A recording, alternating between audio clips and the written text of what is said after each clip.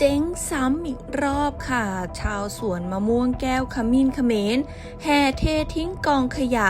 หลังถึงฤดูเก็บเกี่ยวแต่ส่งออกไม่ได้ค่ะ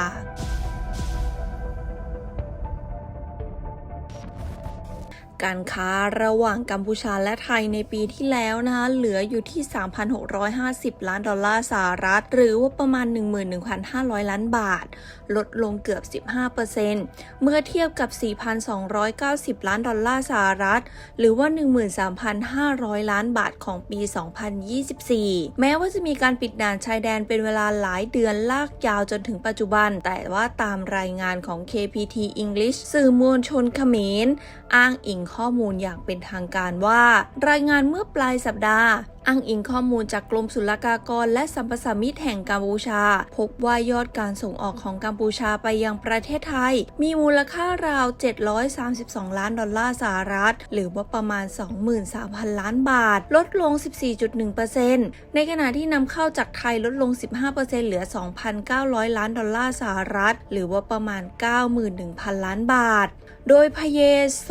วิเชียรโฆษกกระทรวงพาณิชย์กัมพูชาระบุบอกว่าแม้ว่ามีการปิดด่านชายแดนทางบกแต่การค้าทวิภาคียังคงดำเนินการผ่านเส้นทางขนส่งทางทะเลและผ่านประเทศลาวเขาเน้นว่ากัมพูชาแบนนำเข้าสินค้าบางอย่างอย่างเช่นผักผลไม้ไฟฟ้าน้ำมันและก๊าซแต่กระแสสินค้าอื่นๆยังคงปกติกัมพูชารักษาไว้ซึ่งตลาดระหว่างประเทศสำคัญรับประกันห่วงโซ่อุปทานและความเชื่อมั่นของผู้ซื้อแต่ถ้าหากวันนี้ค่ะไม่ได้เห็นคลิปจากโซเชียลกัมพูชาหลายคนก็อาจจะมีหลงเชื่อไปแล้วซึ่งเป็นตัวเลขปลอมของกัมพูชานั่นแหละโดยเมื่อ2 วันก่อนค่ะชาวกัมพูชานะคะที่เป็นชาวสวนมะม่วงแก้วขมิ้นเขมรที่ก็ต้องยอมรับว่าปกติแล้วเนี่ยปลายทางการส่งออกของมะม่วงแก้วขมิ้นเขมรก็คือไทยเป็นหลักแต่จากคลิปเก็บเกี่ยวนะคะผลผลิตที่ออกมาของชาวสวนมะม่วงเขมรแก้วขมิ้นล็อตนี้ทำให้คนไทยเกิดสงสัยว่าปลายทางของมะม่วงเขมรล็อตนี้เนี่ยมันจะไปที่ไหนกันแน่ค่ะ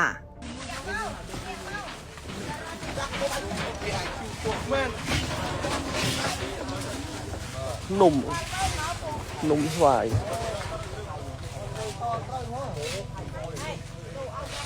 chạy lùi khi mà ngay chạy khi nhặt trâu chào quá mấy hôm nay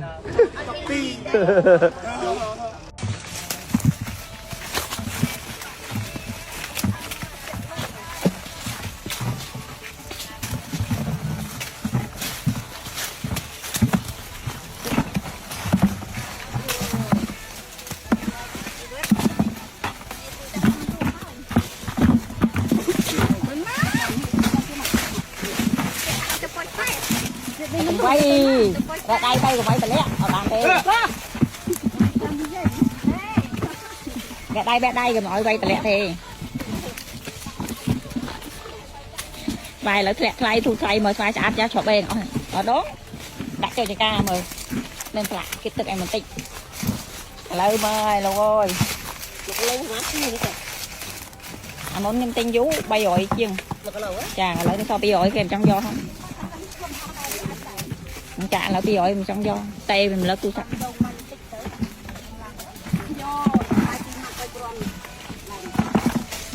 phải sạch sạch lô tập bị ỏi bay ỏi đê luôn ơi chọc ơi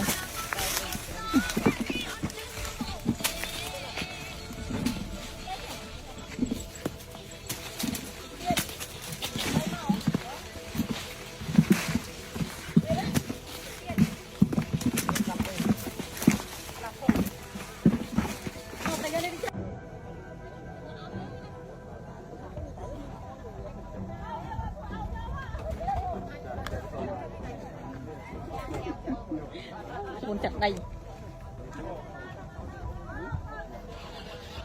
phải cho con chè phải ngay cái đầu mày ơi tụi mình cái đẹp trời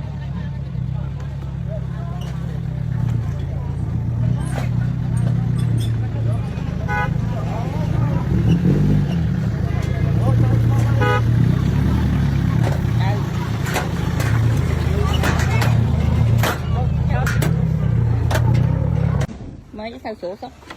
tung là không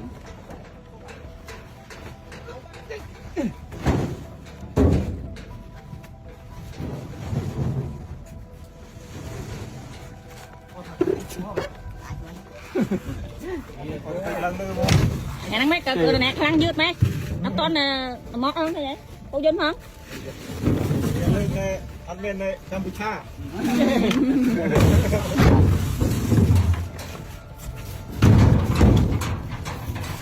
nè đang tranh cô dân bà đó nhạc khăn lên luôn tích lên mua là Lamborghini mấy Lamborghini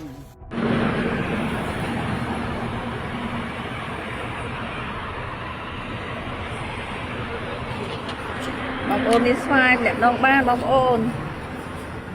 thấy pram khát còng cầm bà rầm bể các bạn tiếp xa các bạn bóng ôn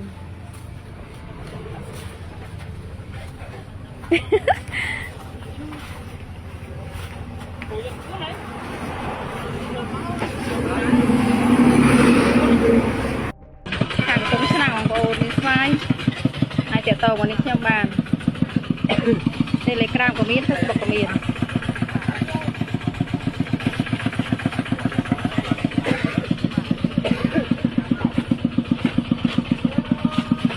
có tí sấy bóng ôn khang xiêm riệp khang của đó miền chơi ấy đằng mặt đỏ bò ấy bóng ôn miền xoay tí xa xoay đôi chay bóng ôn chạy tàu trong bàn chơi hồn tính xoay Facebook của bạn Telegram của bạn hạt cho Facebook của bạn bóng ôn chạy tàu bàn bóng ôn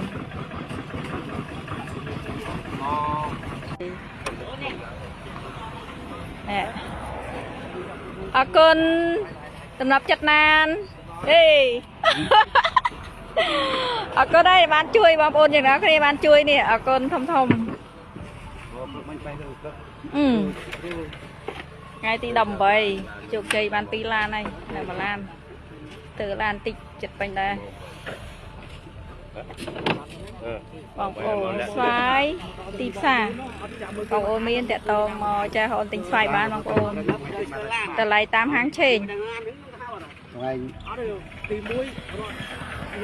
đây bóng ôn cả thì con xoay ở đây ngày luôn nhóm mò khang về sắp bài xoay về sao bóng ôn đi xoay anh tẹt tàu bàn tìm xa cặp trâu đúng chạy cặp trâu bóng ôn anh tẹt tàu bàn tình đặc xong bay đặc kli buồn pram lô cặp tên cho ta từ cho bảo bảo ô tê cho từ tặng bảo ô đi xoay cái tàu bàn cho con tinh xoay ซึ่งวันนี้นะคะในวันที่ไทยปิดประตูใส่กัมพูชาสินค้าหลายอย่างส่งมาไทยไม่ได้อีกแล้วดังเช่นมะม่วงแก้วขมิ้นก็อยู่ในนั้นด้วยเพราะว่าล่าสุดวันนี้ค่ะมีคลิปชาวสวนมะม่วงเขมรที่ปกติต้องส่งมะม่วงมายังไทยแต่งวดนี้ไร้คนรับซื้อต้องขนมะม่วงเขมรไปทิ้งลงบ่อขยะแทนค่ะ